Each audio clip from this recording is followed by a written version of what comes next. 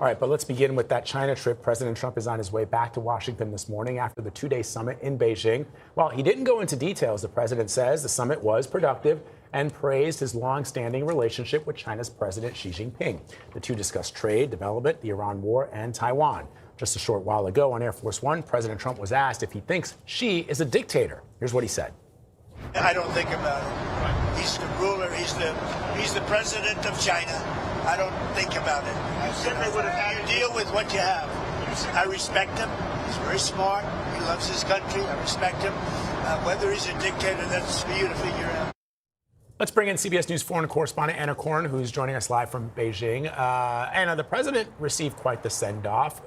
The question, of course, is what is he actually coming home with? A very good question, Vlad. Look, I think it's fair to say that they have stabilised the relationship. That is probably the main takeaway from this summit. As we know, tension, mistrust, deep suspicion has plagued the US-China relationship for years. So knowing that this is a reset, or at least a step to reset that relationship, is an achievement in itself. As far as concrete announcements, deliverables, well, there are very few. 200 Boeing jets, that's what China will purchase, according to the White House. Also, we are hearing agricultural products and natural gas. There's talk of investment, but once again, nothing concrete.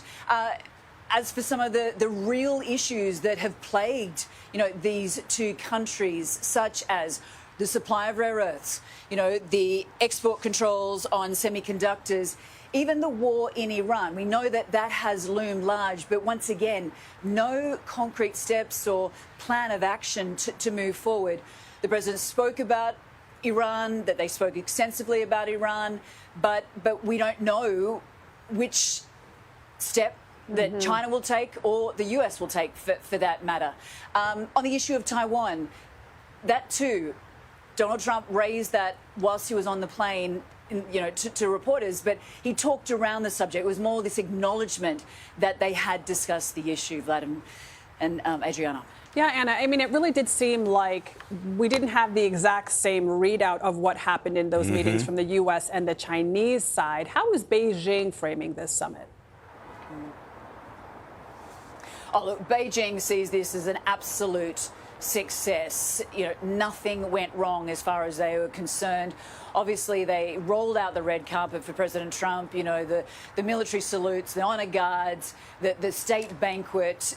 He absolutely loved it. And they know that he lapped that up. So as far as the Chinese are concerned, it could not have gone any better.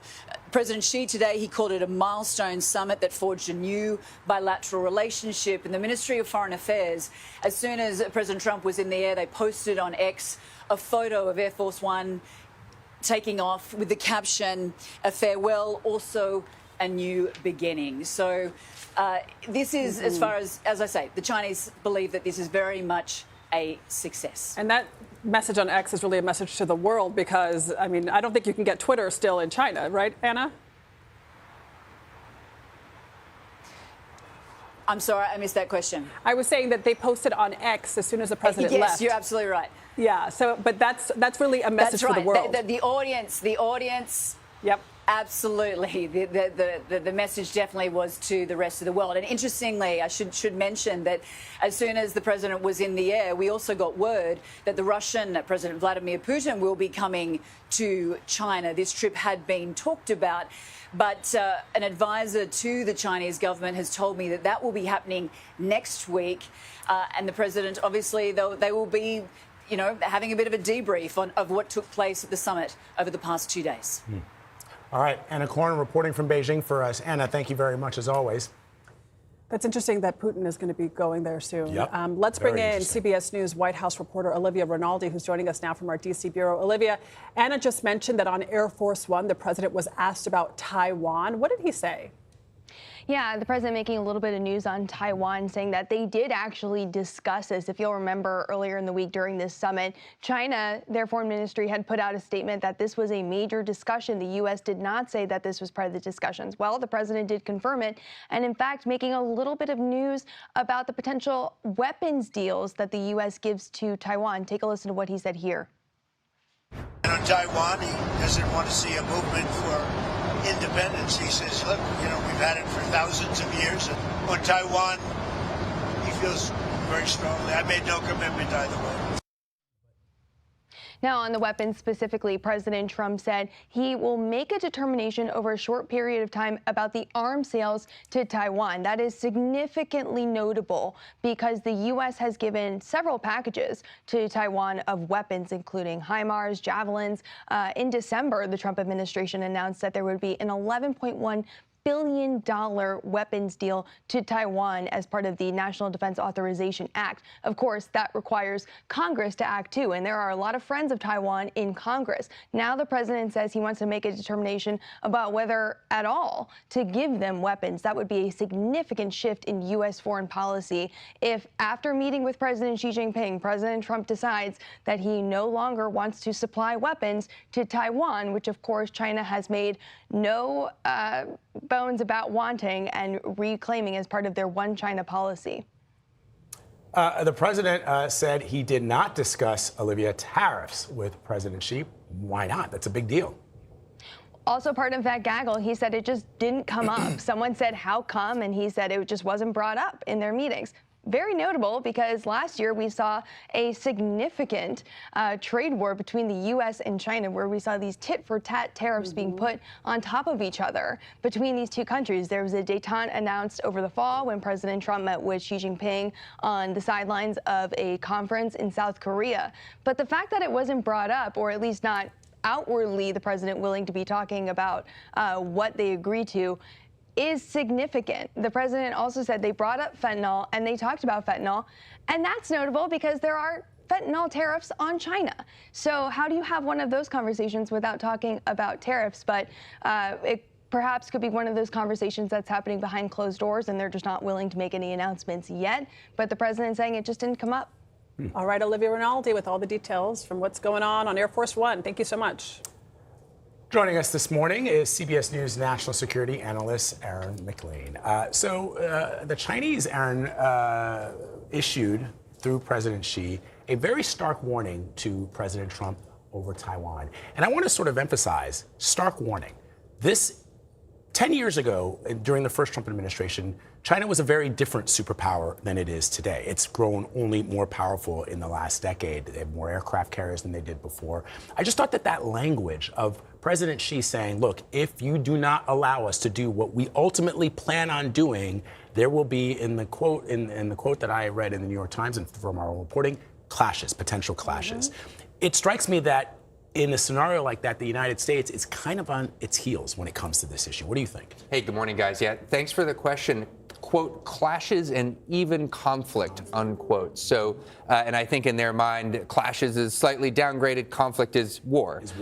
Yes, it was a stark warning. And I think one thing we should observe, because, yeah, the vibes, there's smiles, there's handshakes, there's that friendly tweet as Air Force One took off, there's all of that. But if you actually pay attention to what the Chinese are saying, Vlad, I think you're dead on. They are not at all concealing their very, very strong feelings about Taiwan specifically, but also more broadly, a new world structure in which China is rising, America is declining in their view, and they want the relationship, the strategic stability that they keep speaking of, to be founded on that mutual understanding. Now, I didn't see President Trump accept or even respond to that, but I did see the Chinese essentially say it in different forms repeatedly. Yeah, I mean, they put it all over the place that that's what was discussed between President Xi and President Trump. On the White House side, they didn't mention it at all. Right. And the president danced around the question when he was asked about Taiwan on Air Force One. Is this the most aggressive language we've heard from China when speaking directly to the U.S. on Taiwan that we know of? And why should Americans be paying attention to this? The Taiwan issue has long been fraught between the United States and Taiwan, so I don't want to go as far to say that the language has never been as fraught as this. What I will say, though, and this goes back to Vlad's first question as well, is that China has never really had the military capability to pose a threat in the form of invading Taiwan. Until now, we are kind of entering a window where for years now, Xi Jinping has ordered the PLA, the People's Liberation Army, to develop the capability to seize Taiwan by force if necessary. Nobody thinks that's his first plan, his preferred course of action. There's all sorts of peaceful or nonviolent ways he could coerce politically Taiwan into his orbit. But we are coming into a period where if the PLA were ordered to do something about it, they could. That is new, and that's obviously extremely dangerous. They have the world's largest naval fleet, isn't that right? Largest navy. It's an enormous military, and what's been particularly striking about it is not only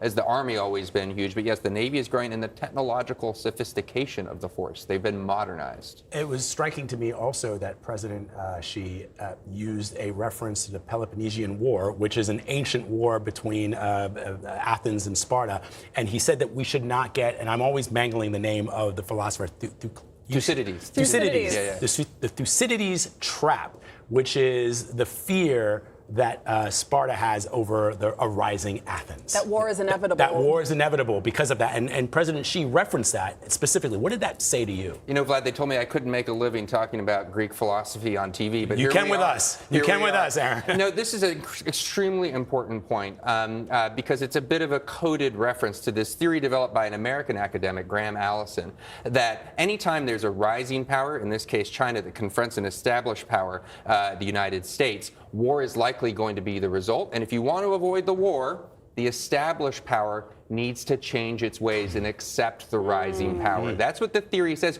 You might imagine that Xi Jinping likes this theory. He does. And he basically lectured the President of the United States to his face with it. You saw the President respond later saying, I understand that Xi Jinping said the United States is in decline, but he was referring to the Biden administration. He doesn't think that under the Trump administration we're in decline. So that's how he fielded that. So this is all happening as the war continues in Iran. China has a very powerful position in terms of pressure and influence on Iran. Did we make any progress on the war in Iran in this summit? And what incentive, if any, does China have to try to push for peace here? Well, according to the American readout, we made at least rhetorical progress in the sense that the American side claims that the Chinese agree in principle that the Strait of Hormuz should be open, the Iranians shouldn't be charging tolls, etc. They also agree that Iran should not have a nuclear weapon, which is a longstanding position of the Chinese. The question is, what are the Chinese going to do about it? Right. They do have substantial leverage over Iran. They buy a great deal of Iranian oil. They have other relations with Iran. I will be shocked if in the weeks to come we wake up to news that Iran has had pressure applied to it by China over any of these questions. Because the Chinese generally don't like to meddle in other, they say they don't like to meddle in other countries' internal affairs. What's the incentive for them other than the oil? They want to see the United States on its heels when it comes to this. I totally agree. So they want to keep that chip. What's in it for them? Like, why? You know, they would like the Strait of Hormuz open in the way that we would, in the sense that, broadly speaking, there's economic pain coming. But kind of like us, they're a bit shielded from it. They're less exposed than, say, Japan or Southeast Asia. So they've got some time, and they like to see us struggle. They like to see us twist a bit. Aaron, always good to have you, man. Please, you should come every week. Or we should just make an Aaron segment just for you. Really always makes us smarter. Appreciate you. We'll start thinking of names now. Yeah, exactly.